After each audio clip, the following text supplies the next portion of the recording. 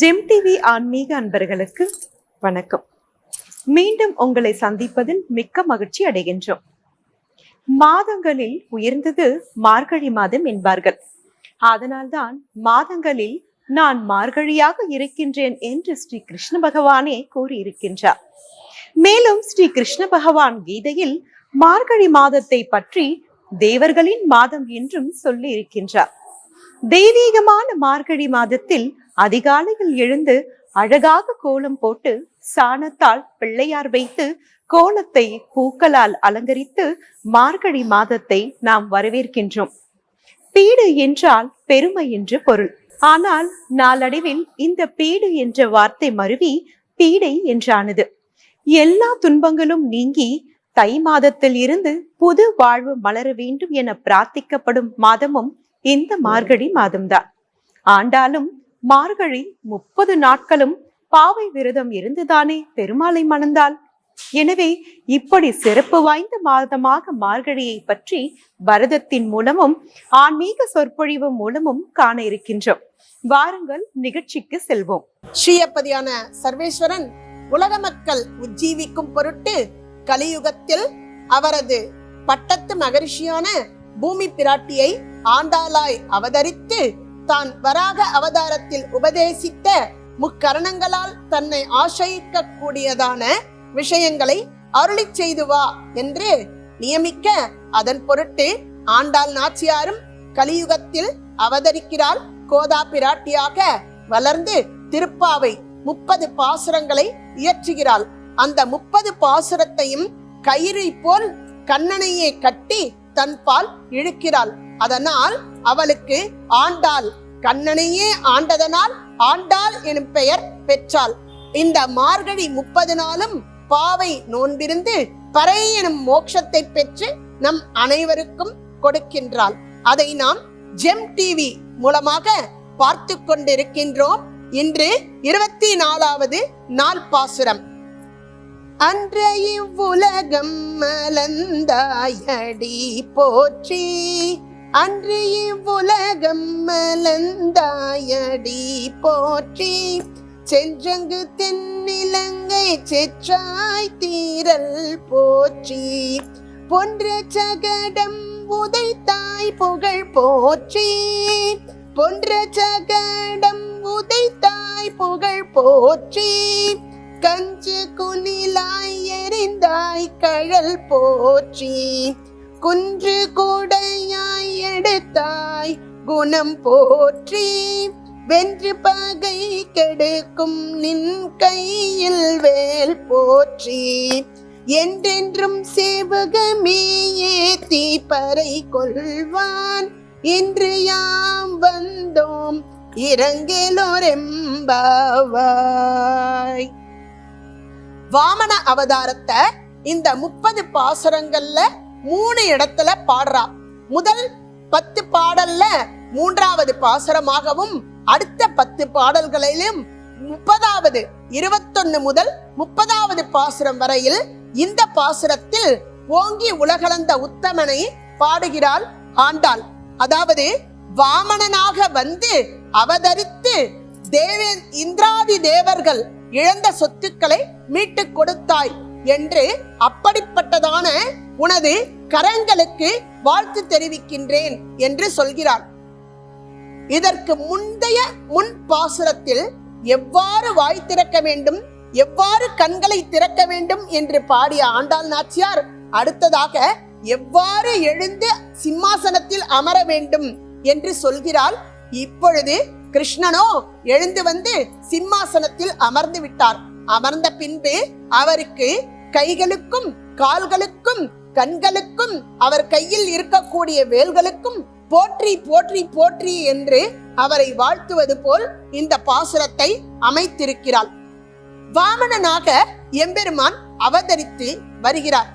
வாமனனாக அவதரித்து வந்தவர் பலி சக்கரவர்த்தியிடம் 3 நிடம் கேட்டு யாச்சகம் பெறுகின்றார். மகாபலி கைகளில் சேர்த்த நீர் பூமியை தொடுவதற்குள்ளாக இவர் கிடுகிடுகிடுகிடுவென்று வளர்கிறாராம். ஓங்கி இவர் வளரும் பொழுது வானத்தில் இருக்கக்கூடியதான நட்சத்திர மண்டலங்கள் அனைத்தும் இவரது கிரீடத்திற்கு அழகு செய்வது போல் இருந்ததாம். அவர் இன்னும் கொஞ்சம் வளருகிறார். அப்பொழுது அவருக்கு கழுத்திற்கு அணிகலனாக மாறியதாம் அந்த நட்சத்திர மண்டலங்கள். இன்னும் உசந்து வளருகிறார். கழுத்தில் ஆபரணமாயிருந்த அந்த நட்சத்திர மண்டலமாகப்பட்டது அடுத்தது இடுப்பிற்கு ஒட்டியானமாக ஆகிவிட்டதாம். அவர் இன்னும் வளர கடைசியில் நூப்புர ஸ்ரீ எனும் 2 சதங்கைகளாக அவரது திருவடிகளில் ஒட்டி கொண்டது என்று ஆழ்வார் பாடுகிறார். அதையே இந்த பாசுரத்தில் ஆண்டாள் நாச்சியாரும் அனுகிரகிக்கிறார். இவ்வாறு அவரது திருவடி வளர்ந்து போய்கொண்டே இருக்க பிரம்மதேவர் அதில் இருக்கக்கூடியதான அந்த திருவடியில் இருக்கக்கூடியதான சங்கரேகை, பத்மரேகை போன்ற ரேகைகளை பார்த்து இது எம்பெருமானுடைய திருவடி ஆயிற்றே என்று தனது கமண்டலத்தில் இருக்கக்கூடியதான நீரில் பாத பிரக்ஷாடனம் செய்கிறார். அவர் பாதத்தில் சேர்த்த நீரில் இருந்து வரக்கூடிய துளி ஆகப்பட்டது பூமியை தொடுவதற்கு முன்பு இவரது கையில் மகாபலி சக்கரவர்த்தி சேர்க்கும் அந்த நீராகப்பட்டது பூமியை தொடுவதற்கு முன்பாகவே இவர் ஓங்கி வளர்கின்றாராம். அந்த காலத்தில் ஜாம்பவான் அப்பொழுது வாசம் செய்து வந்து கொண்டிருக்கிறார். இந்த திருவடி வருவதை பார்த்து அவர் பறை எனும் வாத்தியத்தை அடித்துக் கொண்டே, உலக மக்களே எல்லாரும் எழுந்திருங்கள் எழுந்திருங்கள் டமடமடமடமடம அப்படின்னு அந்த பறையை அடித்துக் கொண்டே, எம்பெருமானின் திருவடி வருகிறது, இப்பொழுதே உங்கள் சிரசில் தாங்கிக் கொள்ளுங்கள். இந்த அரிய வாய்ப்பு உங்களுக்கு எந்த பிறவியில் எந்த ஜென்மாவில் எப்பொழுது கிட்டுமோ தெரியாது, அனைவரும் எழுந்திருங்கள் என்று தன் கையில் இருக்கக்கூடிய பறை எனும் முரசை அடித்துக் கொண்டே அனைவருக்கும் தெரியப்படுத்துகிறாராம். இதோ இங்கிருக்கும் நம் அனைவரின் சிரசின் மீதும் அன்று வாமனமூர்த்தியாக இருந்த எம்பெருமானின் ஸ்ரீ பாதகமலமாகப்பட்டது பட்டதினால்தான் இன்று நாம் மனித பிறவியாக அவதரித்து அவரது கதைகளை அனுபவித்துக் கொண்டிருக்கின்றோம். ஆக அது மட்டும் இல்லாம அடுத்த வரிசையில சொல்றா, தென்னிலங்கை செற்றாய் திரள் போற்றி, நீ இலங்கைக்கு சென்று ராவணனை வதம் செய்தாயே என்று ராமாவதாரத்தை குறிப்பிடுகிறான். இந்த இடத்தில் பரதனாகப்பட்டவர் ராமன் காட்டுக்கு போக பரதன் தான் காரணம் என்று அனைவரும் அவரை தூற்றும் பொழுது ரொம்ப வருத்தம் கொண்டு நேராக சென்று கௌசல்யை இடம் 46 சக்கியம் பண்ணுகிறாராம்.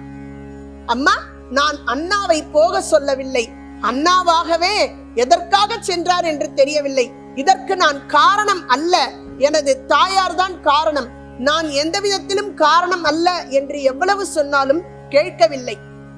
இரண்டாவது வரிசையில தென்னிலங்கை செற்றாய் திரள் போற்றி அப்படின்னு தென்னிலங்கைக்கு சென்று ராவணனை வதம் செய்ததை ஆண்டாள் நாச்சியார் குறிப்பிடுகிறார். ராமாயணத்துல பரதன் சத்ருக்னனிடம் சொல்கிறார், இது அனைத்திற்கும் அண்ணா காட்டுக்கு சென்றதுக்கு எல்லாம் நான் தான் காரணம் என்று சொல்ல, அப்பொழுது சத்ருக்னன் கேட்கிறாராம், என்ன பரத அண்ணா, நீ எப்படி காரணமாவ அப்படின்னு சொல்லிட்டு சொல்ல, அப்பொழுது சத்ருக்னன் சொல்றாராம், அண்ணா நீ காரணம் இல்ல அண்ணா, இதுக்கெல்லாம் நம்ம அம்மா கைகேயி தான் காரணம், நம்ம அம்மா தானே வரம் கேட்டு அண்ணா காட்டுக்கு போகணும்னு சொன்னது என்று சொல்ல, இல்லை சத்ருக்னா என்று பரதாழ்வான் சொல்ல, ஆமா அண்ணா நீ சொல்றது சரிதான், நம்ம அம்மா இல்ல, நம்ம அம்மா என்ன சொன்னாலும் அப்பா கேட்டு இருக்க கூடாது இல்லையா, அப்பா பண்ணது தப்பு தானே அப்படின்னு சொல்ல, அப்பாவும் இதற்கு காரணம் இல்லை சத்ருக்னா என்று பரதாழ்வான் சொல்ல, ஆமாம் அண்ணா நீ சொல்வது சரிதான், என்னதான் அப்பா சொன்னாலும் அண்ணா காட்டுக்கு போயிருக்கவே கூடாது, அண்ணா பண்ணது தப்புதான் அப்படின்னு சொல்லிட்டு சொல்ல, அப்ப பரதாழ்வான் சொல்றாராம், அண்ணாவும் இதற்கு காரணம் இல்லை அப்படின்னு. அப்ப சத்ருக்னன், என்ன அண்ணா நீ சொல்ற, குழப்பறையே, ஒண்ணுமே புரியல, இதுக்கு அம்மாவும் காரணம் இல்லைன்ற, அப்பாவும் காரணம் இல்லைன்ற, அண்ணாவும் காரணம் இல்லைன்ற, அப்ப வேற யார்தான் இதுக்கு காரணம் அப்படின்னும் பொழுது பரதாழ்வான் சொல்றார், நானேதான் ஆயிடுக, இது எல்லாத்துக்கும் காரணம் நான் தான் அப்படின்னு சொல்ல, எப்படி அண்ணா நீ காரணமாவ, இந்த இடத்திலேயே நீ இல்லையே, அப்படி இருக்கும் பொழுது எப்படி நீ இதற்கெல்லாம் காரணமாவா அப்படின்னு சொல்றச்சே பரதன் சொல்றாராம், நான் எனது அம்மாவுக்கு அப்பாவிற்கும் மகனாய் பிறந்ததால் தானே எனது அம்மாவிற்கு நான் நாட்டை ஆள வேண்டும் எனும் எண்ணம் ஏற்பட்டது. நான் ஒருவன் பிறக்கவே இல்லை என்றால் அந்த எண்ணமே ஏற்பட்டிருக்காது அல்லவா? அதனால் நான் பண்ணதுதான் தவறு என்று, நான் பிறந்தே இருக்கக்கூடாது, நான் பிறந்ததுதான் தவறு என்று சொல்கிறாராம். ஆக தம்பி உடையார் படைக்கு அஞ்சார் என்று சொல்வது தற்காலத்து பழமொழி. இந்த பரதனை போன்ற ஒரு தம்பி கிடைப்பதற்கு மிகவும் பாக்கியத்தை செய்திருக்க வேண்டும் என்று ராமன் மகிழ்ச்சி பொங்க சந்தோஷப்பட்டாராம். ஆக அப்படிப்பட்டதான ராமன் காட்டுக்கு சென்று அந்த நோவு கண்ட திருவடிக்கு போற்றி பாடுகிறார் ஆண்டாள் நாச்சியார். அது மட்டும் அல்லாமல் கன்று குணிலா எரிந்தாய் கழல் போற்றி, அதாவது கண்ணுக்குட்டி ரூபத்துல வந்திருந்த அந்த அசுரனையும் அழித்தாய் அல்லையா, அப்படிப்பட்டதான உனது திருவடிக்கு போற்றி போற்றி. வென்று பகை கெடுக்கும் நின் கையில் வேல் போற்றி. உன்னை பகைவனாக நினைத்து வருகின்றார்கள் அல்லவா, அவர்கள் கையில் இருக்கக்கூடியதான, அவர்களை அழிப்பதற்காக உனது கையில் இருக்கக்கூடியதான உனது வேலிற்கு நாங்கள் போற்றி பாடுகின்றோம் என்று போற்றி பாடுகிறார். என்றென்றும் உனக்கு சேவை செய்வதற்காகவே நாங்கள் காத்து கொண்டு இன்று உன் வாசல் தேடி வந்திருக்கிறோம். எனவே எங்களுக்கு பறை என்னும் மோட்சத்தை அருள வேண்டும் கிருஷ்ணா என்று அவர் எழுந்து வந்து அமர்ந்தவுடன் அவரது திருவடிக்கும் அவரது கைகளுக்கும் அவரது கைகளில் இருக்கக்கூடியதான ஆயுதத்துக்கும் போற்றி பாடி ஆண்டாள் நாச்சியார் இந்த பாசுரத்தை அனுகிரகிக்கிறார். ஆக நான் இது நாள் வரை 24 நாட்கள், மார்கழி 24 நாளும் நாம் பகவன் நாமாவை அனுபவித்துக் கொண்டிருக்கின்றோம். நேயர்களே, ஜெம் டிவியோடு இணைந்திருங்கள். நன்றி, வணக்கம்.